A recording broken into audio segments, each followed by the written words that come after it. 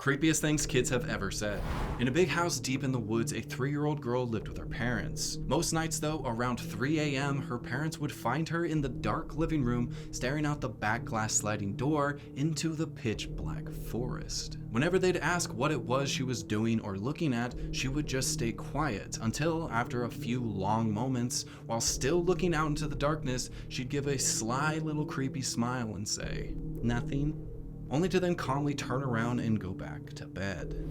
During a lunar eclipse, a 7-year-old boy stared intently at the moon. He then turned to his mother and asked, "Why do they only come out when the moon is hiding?" His mother responding with, "Who are you talking about, baby?" Then with a shiver in his voice, he whispered, "Do they know we can't see them?"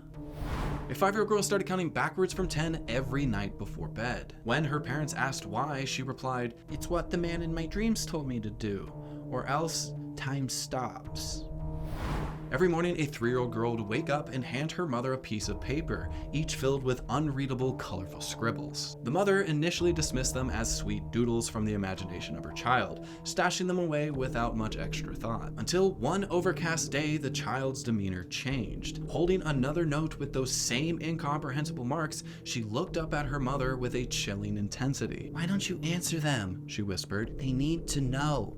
They're mad at me." Confused and alarmed, the mother tried to comfort her, apologizing for not understanding. She picked up one of the papers and pretended to read it aloud, since the scribbles remained unreadable. But realizing her mom is lying, the child's face twists in a panic, tears well up in her eyes, and she rushes out of the room, leaving her mother shocked and confused. During a family vacation to a lake, an 8-year-old boy stumbled upon a damaged teddy bear, half buried in the sand. Holding the bear close, he told his family, "It's crying.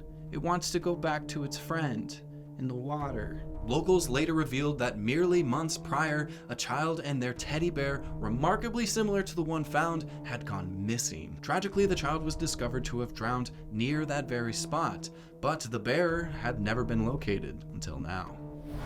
While drawing a family stick figure portrait, a 4-year-old boy colored in one of his own eyes black. When his teacher approached and asked why, he simply said, "That's the eye that sees the other people." A mother searching throughout the house for her 4-year-old son found him playing with an old telephone in the basement. Initially, hearing her son play pretend on the phone warmed her heart, until she overheard him say, "Okay, I won't tell, but you have to promise not to come out. Mommy won't be happy."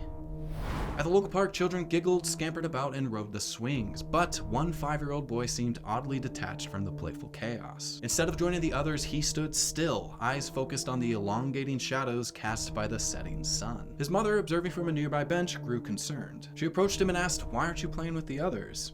He continued to stare at the ground, fixated on a particular shadow. Without breaking his gaze, he whispered, "Mommy, do shadows get sad when they can't find their friends anymore?" A 6-year-old girl named her imaginary friend Never. When her mom asked where Never lived, she pointed under the bed and whispered, "Never sleeps there. And Never's been waiting for you to come and say hi, Mommy."